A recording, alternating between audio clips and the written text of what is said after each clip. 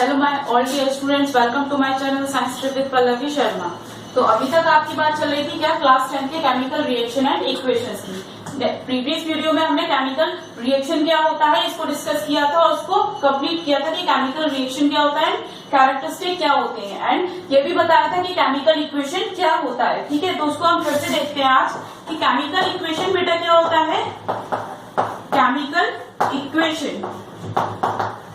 Equation क्या होता है कि it is the way of representing the chemical reaction in the form in the terms of किसके, in the terms of words and symbol, in the terms of words and symbol is called chemical equation, is called chemical equation. क्या होता है, it is a way of representing the chemical reaction in the terms of words and symbol.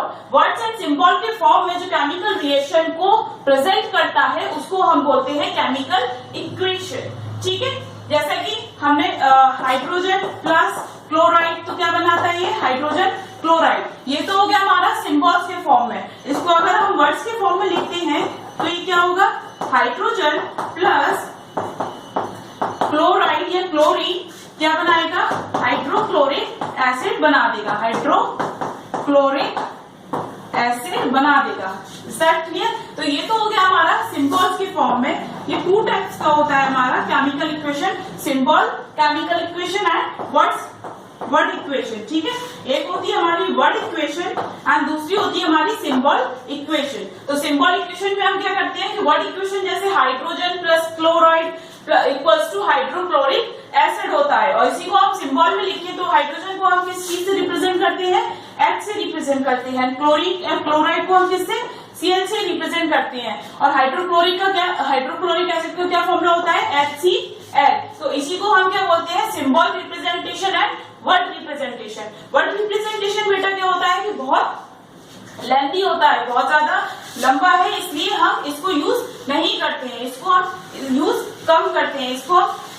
इसकी जगह पे हम क्या use करते हैं, इसकी जगह पे हम सिंबल्स यूज करते हैं अपनी केमिकल रिएक्शंस को लिखने के लिए। Is that clear. अब हम बात करते हैं कि बैलेंस्ड केमिकल इक्वेशन क्या होती है। बैलेंस्ड केमिकल इक्वेशन,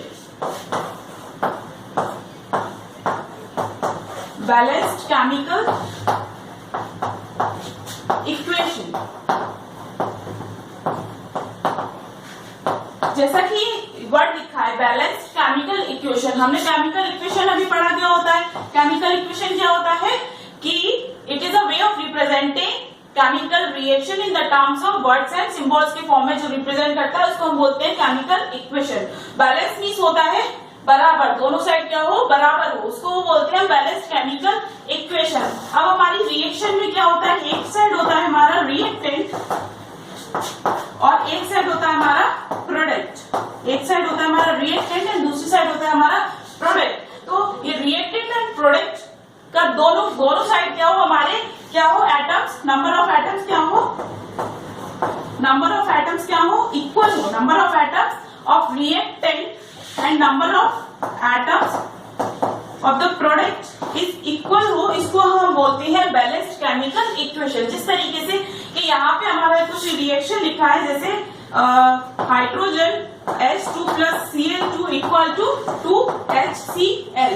ठीक है, H2 plus Cl2 equal to 2HCl। तो यहाँ पे हमारे हाइड्रोजन के कितने एटम है, 2 एटम है। यहाँ पे हमारे क्लोरीन के कितने हैं, 2 हैं। इसको अगर हम यहाँ पे देखें तो 2 ही हमारे हाइड्रोजन के, 2 ही हमारे क्लोरीन के एटम है। ठीक है, तो यहाँ पे भी क्या हो गया, 2 हाइड्रोजन के एटम है एंड 2 क्लोरीन के एटम है। तो ये कितने हो गए, यहाँ पे भी कितने, इक्वल टू, टोटल कितना है यहाँ पे 4 है और यहाँ पे भी कितना है 4 है। तो number of atoms of the element of the reactant side is equal to the number of atom of the element of the product side, उसको हम बोलते हैं बैलेंस्ड केमिकल इक्वेशन। जो आपने पढ़ा भी होगा लॉ कंजर्वेशन ऑफ मास। ठीक है, law of conservation of mass आपने पढ़ा होगा। वो क्या बोलता है कि mass of the reactant side is equal to the mass of the product side. दोनों साइड जो मास है वो क्या हो, इक्वल हो, उसको हम क्या बोलते हैं, लॉ ऑफ कंजर्वेशन ऑफ मास बोलते हैं। तो वही सेम यहाँ पे भी अप्लाई होगा। ठीक है, according to law of conservation of mass balanced chemical equation में क्या होना चाहिए, नंबर ऑफ एटम्स इक्वल होनी चाहिए नंबर ऑफ रिएक्टेंट साइड के बराबर होने चाहिए किसके, नंबर ऑफ प्रोडक्ट के। ठीक है, ये तो होगी हमारी बैलेंस्ड केमिकल इक्वेशन। अब हम इसको बैलेंस करते कैसे हैं, जैसे कोई भी इक्वेशन लिखी है, जैसे मैग्नीशियम है, मैग्नीशियम प्लस O2, मैग्नीशियम को हमने ऑक्सीजन के साथ रिएक्ट करवाया तो इसने क्या बना दिया, मैग्नीशियम ऑक्साइड बना दिया, मैग्नीशियम ऑक्साइड बना दिया। तो अब क्या करेंगे, magnesium plus oxygen equal to magnesium oxide है। अब ये बैलेंस्ड है या नहीं है, तो बेटा ये अनबैलेंस्ड है। ठीक है, ये हमारी अनबैलेंस्ड केमिकल इक्वेशन है। क्यों है, क्योंकि यहाँ पे मैग्नीशियम के कितने एटम्स है, एक है, यहाँ पे भी कितना है, एक है। ठीक है, मैग्नीशियम क्या हो गया हमारा, बैलेंस्ड हो गया। अब हमने ऑक्सीजन के एटम देखे, तो ऑक्सीजन के एटम रिएक्टेंट साइड क्या थे हमारे, 2 थे।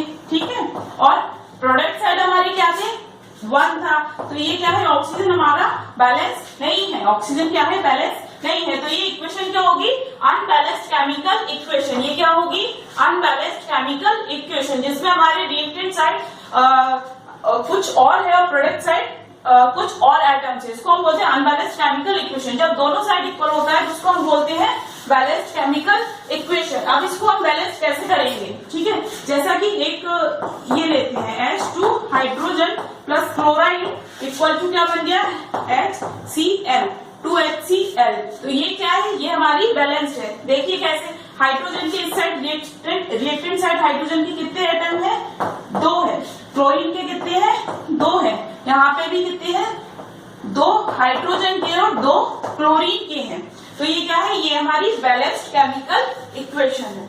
ये हो गया। अब हम बात करते हैं कि बैलेंस्ड हम करते कैसे हैं, केमिकल इक्वेशन को हम कैसे बैलेंस्ड करते हैं।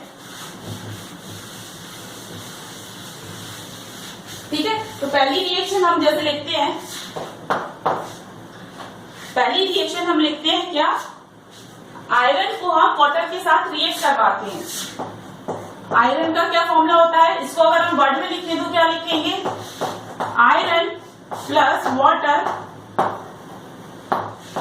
फॉर्म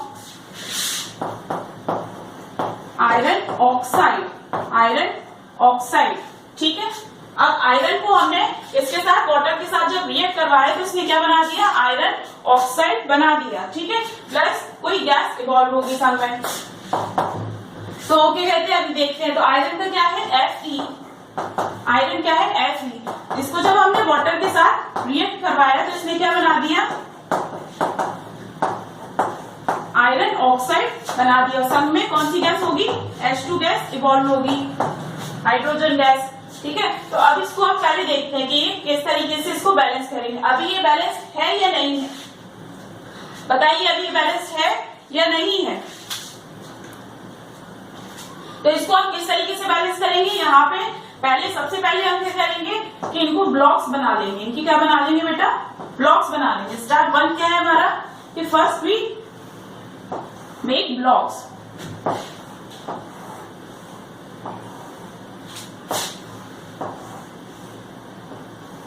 हमने इसके ब्लॉक्स बना लिए।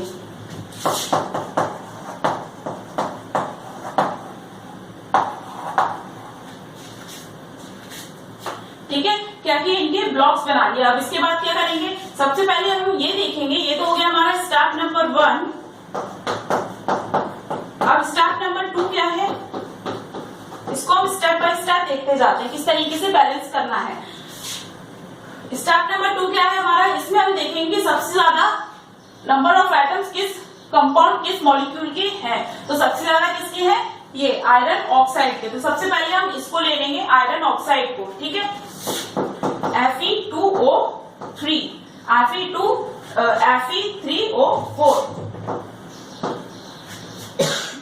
Fe3O4 को हम ले लेंगे। अब इसमें सबसे ज्यादा एटम्स किसके हैं, हमारे ऑक्सीजन के सबसे ज्यादा एटम है। कितने ऑक्सीजन के एटम है, 4 ऑक्सीजन एटम है। तो सबसे पहले हम इसको बैलेंस करेंगे, 4 oxygen atom in product side, in product side.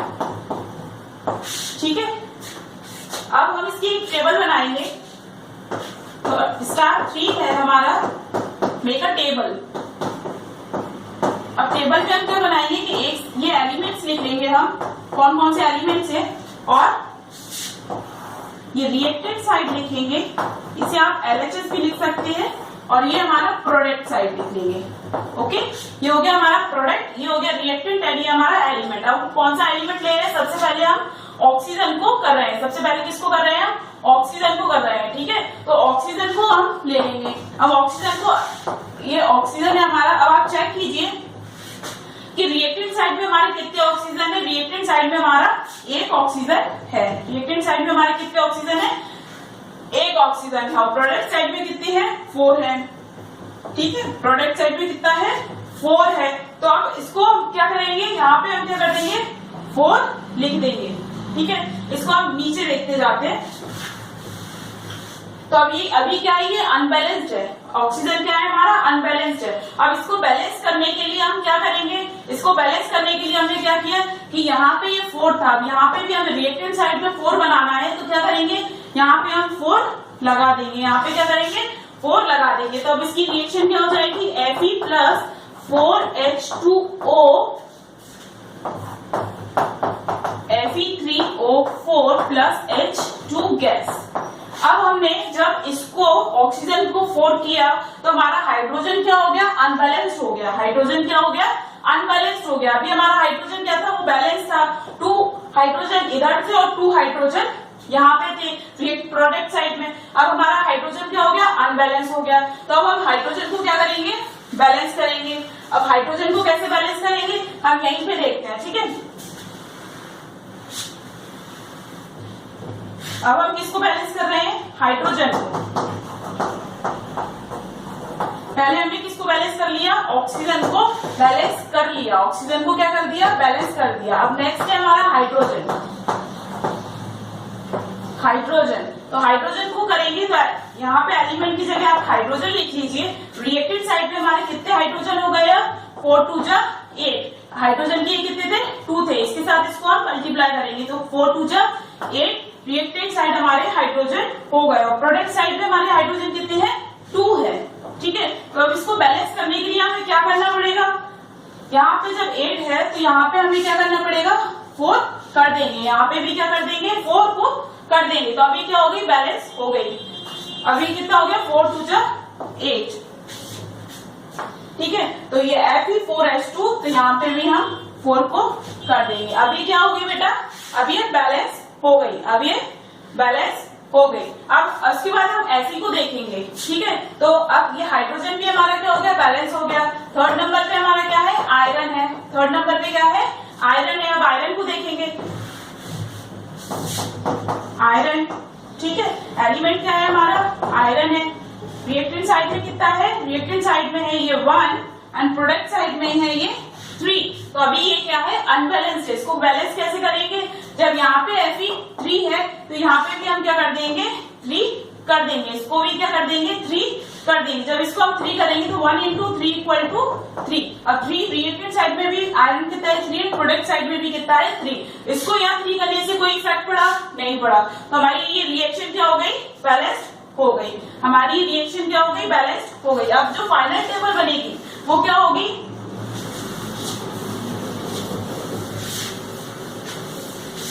हमारी जो फाइनल टेबल बनेगी वो क्या होगी? यहाँ पे एलिमेंट्स लिख लीजिए।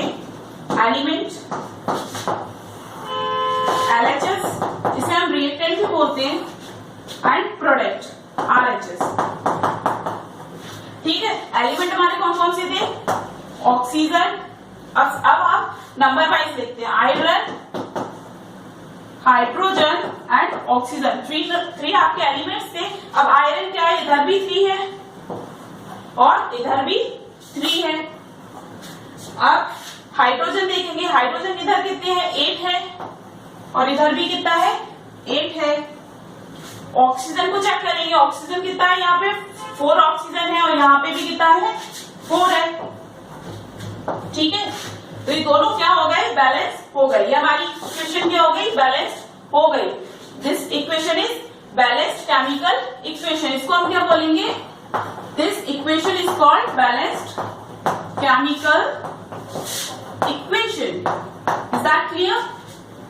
अब इसका हम अगर हम टोटल करते हैं तो कितना होगा? 50 = 50। ठीक है, 15 इक्वल टू 15, तो ये हमारी बैलेंस हो गई। अब हम दूसरी